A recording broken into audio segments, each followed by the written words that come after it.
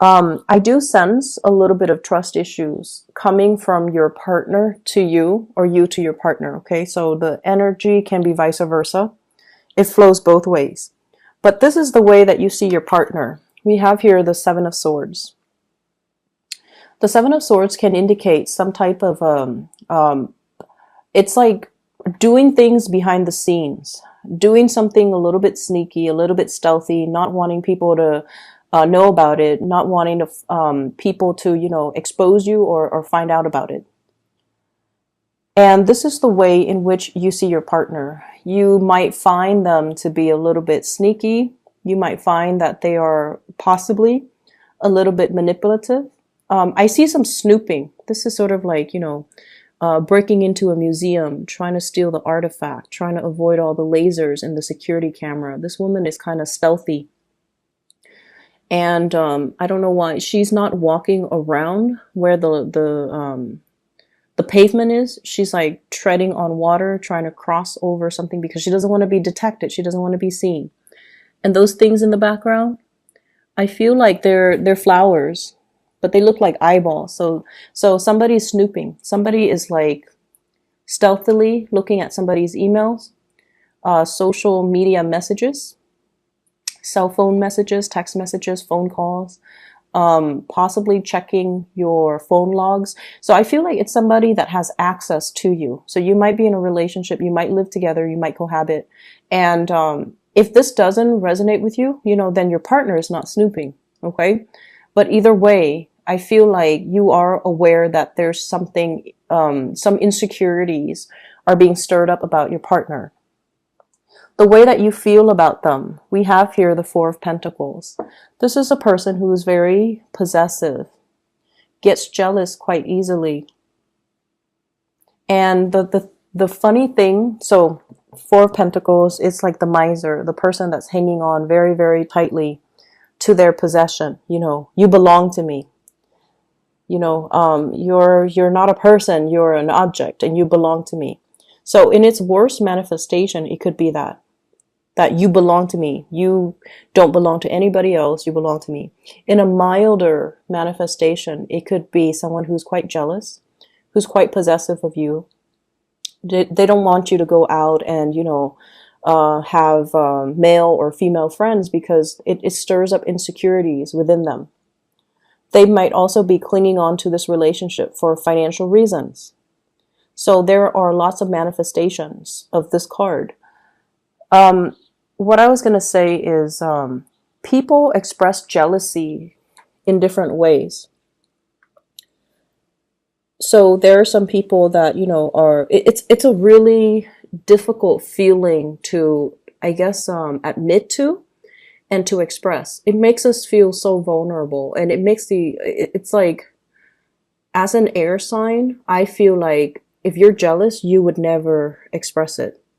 Because air signs have this thing about, not wanting to be vulnerable, wanting to be above, quote unquote, the human emotions. If you tell somebody, don't talk to that guy, it makes me jealous, then the person might flaunt it and say, oh, you care about me or you like me and that's why you're jealous. And yes, it's true. It's true. You like them. And that's why, if you don't like them, they can talk to whoever they want. It wouldn't spark jealousy within you. It's when you like somebody that, you want them to yourself, and you get jealous if they're being too cozy or too friendly or too flirtatious with somebody else. So you might be dealing with someone who thinks you're a flirt, who thinks you're flirtatious or too cozy with other people. And so what I'm getting at here, and I think I'm doing it very poorly, is the way that people express jealousy is very different.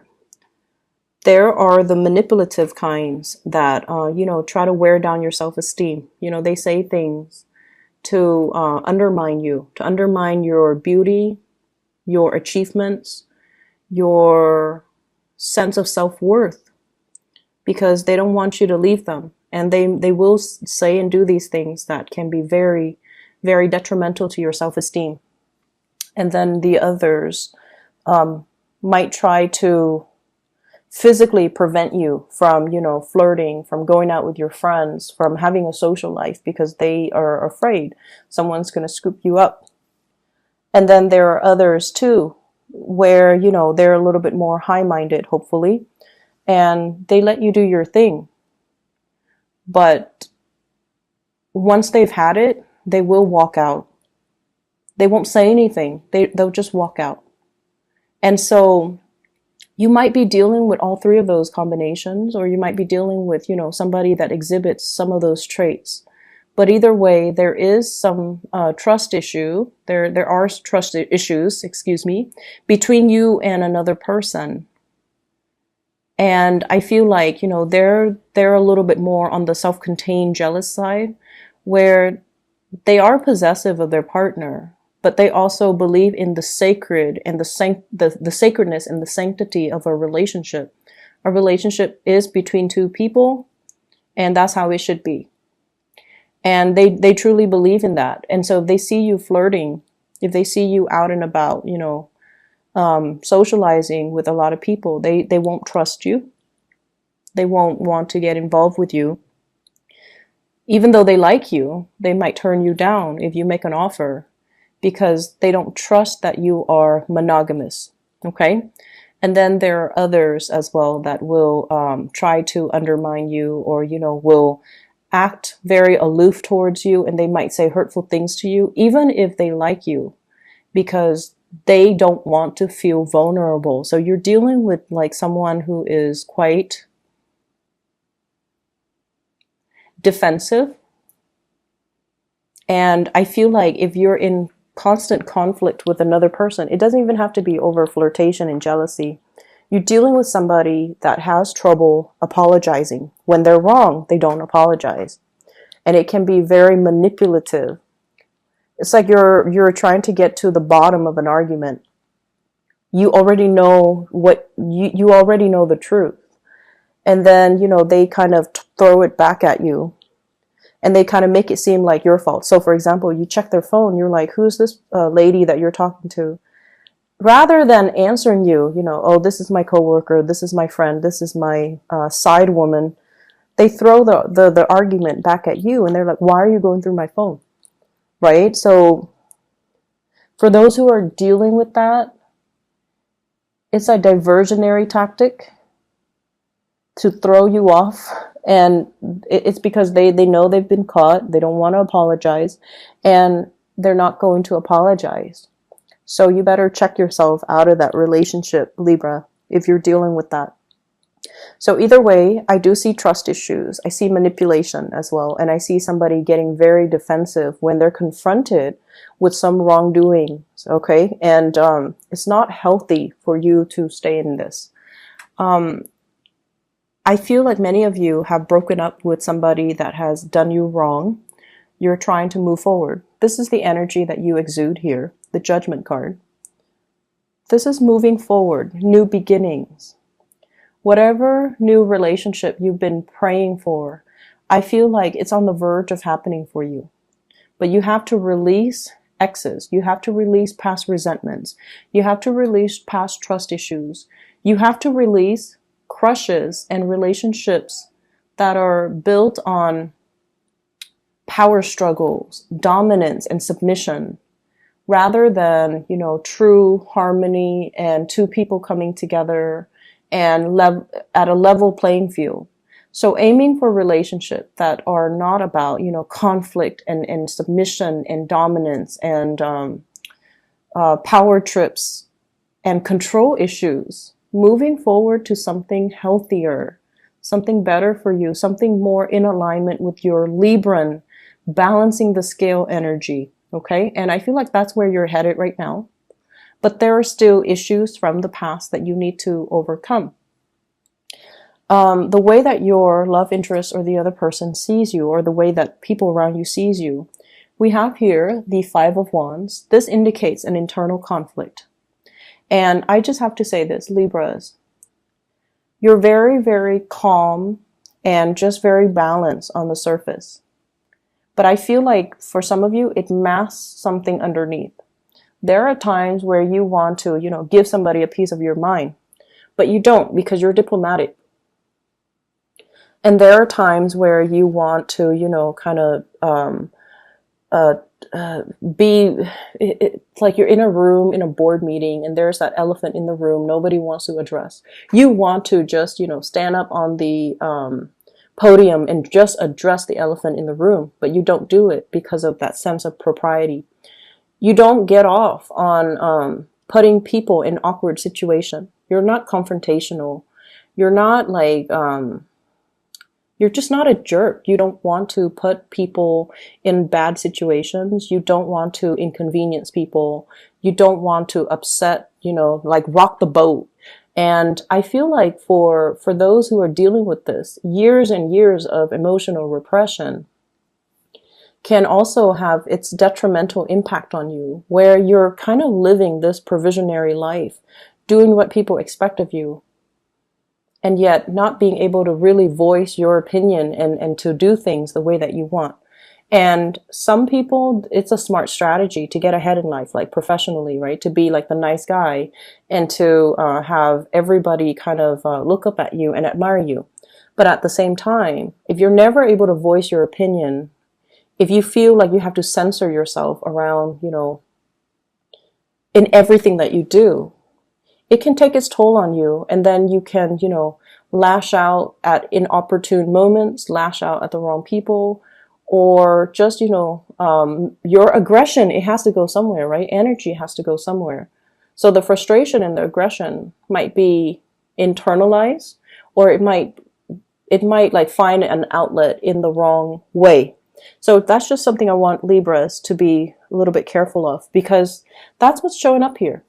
Inner conflict, wanting to do certain things, but facing certain restrictions, like social propriety, social expectations, not wanting to, rock the boat, wanting to be the nice guy. And so we are just deliberately inoffensive. And the way that people outside look at you, you're able to handle a lot of things. You don't buckle under pressure. People can get a rise out of you, but you're kind of like the calm lake. Okay, you don't give out under pressure. You internalize everything, and I feel like it might not be completely healthy. It's very admirable, I feel, but it's not completely healthy. So find healthy ways to be assertive.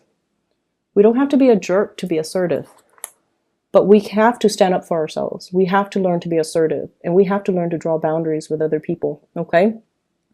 I feel like you're on the path to drawing boundaries. You're on the path where you are overcoming this internal conflict within yourself.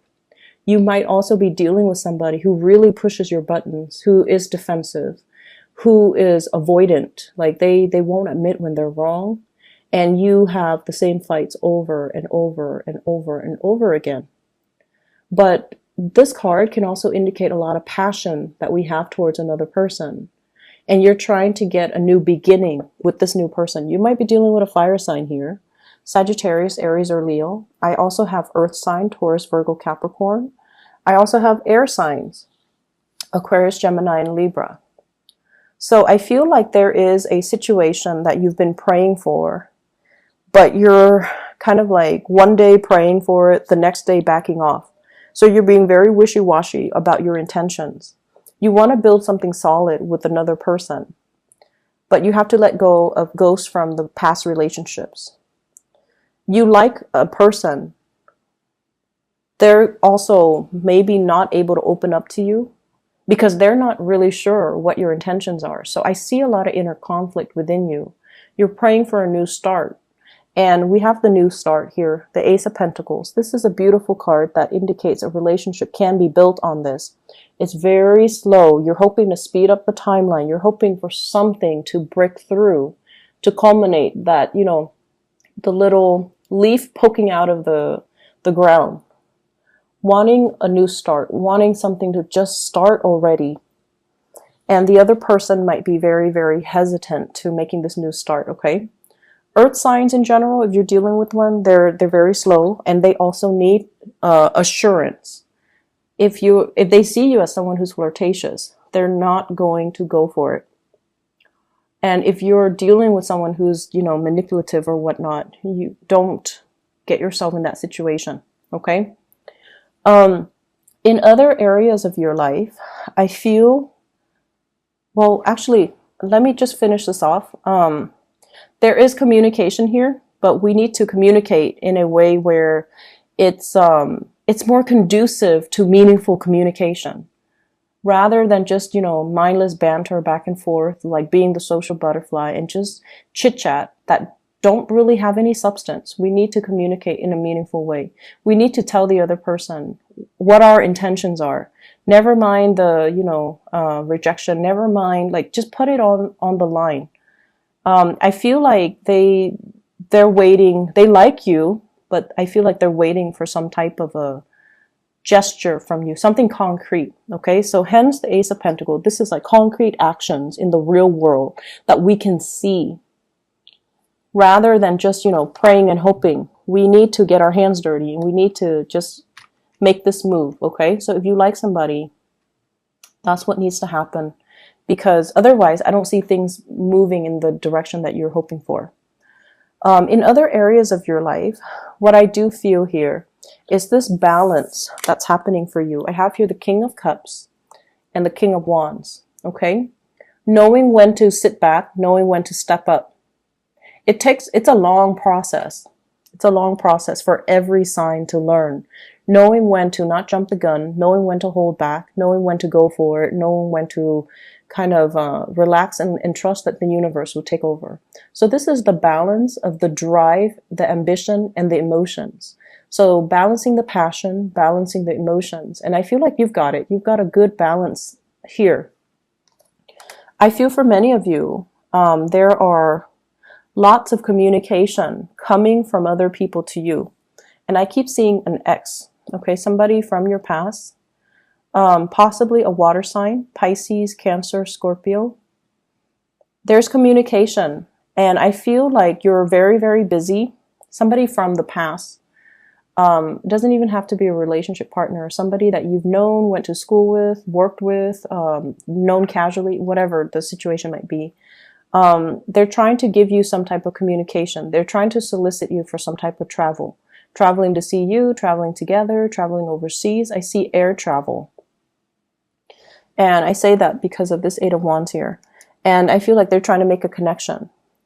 What I'm also feeling as well is for many of you, there is this really, if you have children in particular, you've been doing a really good job raising them. You're making sure that they're fed. You're making sure that they're enrolled in extracurricular activities. You're making sure that you take them to soccer practice, that you not only drive them home, but drive some of their friends home sometimes.